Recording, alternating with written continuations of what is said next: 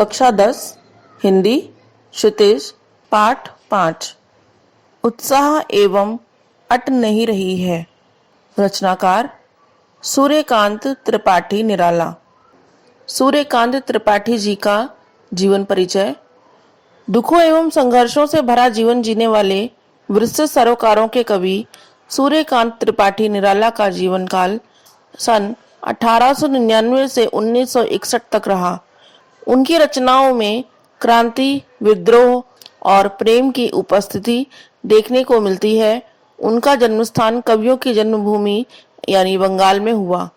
साहित्य के क्षेत्र में उनका नाम अनामिका, परिमल, गीतिका आदि कविताओं और निराला रचनावली के नाम से प्रकाशित उनके संपूर्ण साहित्य से हुआ, जिसके 8 खंड हैं। स्वामी परमहंस एवं विवेकानंद जैसे महान स्वतंत्रता सेनानियों से प्रेरणा लेने वाले और उनके बताए पथ पर चलने वाले निराला जी ने भी स्वतंत्रता संघर्ष में अपना महत्वपूर्ण योगदान दिया। सूर्यकांत त्रिपाठी निराला जी की कविताओं का सार। निराला जी के द्वारा लिखी गई इन 2 कविताओं में पहली कविता उत्साह है और दूसरी कविता अट नहीं रही है। उत्साह कविता निराला जी के सबसे पसंदीदा विषय बादल पर रचित है।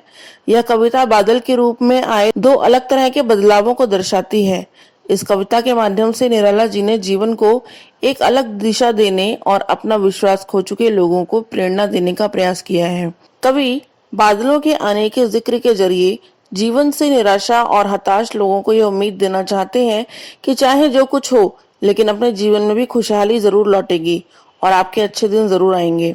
कविता में उन्होंने दूसरा अहम संदेश ये दिया है कि जिस तरह बादल बेजान पौधों में नई जान डाल देते हैं, वैसे ही मनुष्य को सारे दुखों को भूलकर अपने जीवन की नई शुरुआत करनी चाहिए और जिंदगी में हमेशा आगे बढ़ते रहना चाहिए। मुख्य रूप से निराला जी ने यह कविता हमारे भीतर सोई क्रांति को फिर से जगाने के लिए लिखी है। निराला जी की कविता उत्साह इस प्रकार है। बादल गरजो, घेर घेर घोर, गगन धराधार ओ, ललित ललित काले घुंघराले, बाल कल्पना कैसे पाले, विद्युत छवि उर्मे कवि नवजीवन वाले, व्रज छिपा नूतन कविता फिर भर दो बादल गरजो।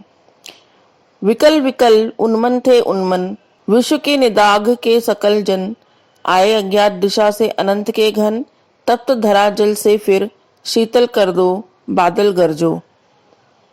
उत्साह कविता का अर्थ इस प्रकार है।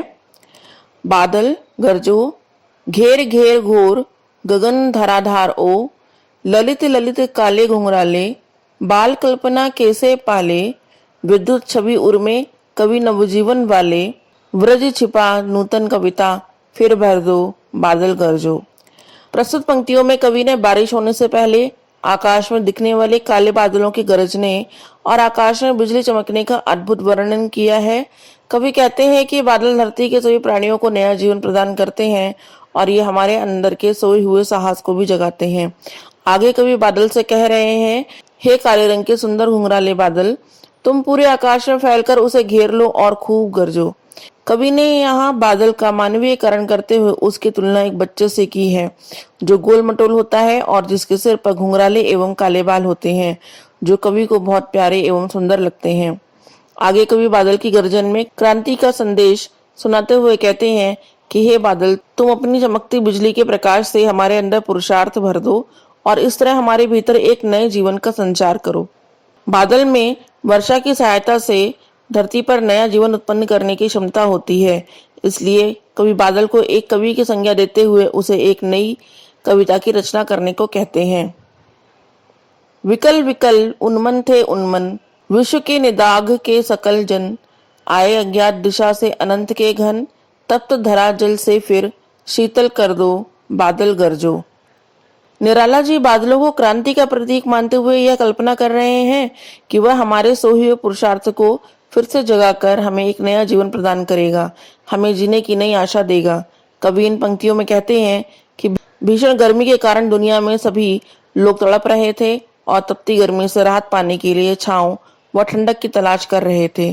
तभी किसी अज्ञात दिशा से घने काले बादल आकर पूरे आकाश को ढक लेते हैं, जिससे तपती धूप धरती तक नहीं पहुंच पाती फिर बादल घनघोर वर्षा करके गर्मी से तड़पती धरती की प्यास बुझाकर उसे शीतल एवं शांत कर देते हैं।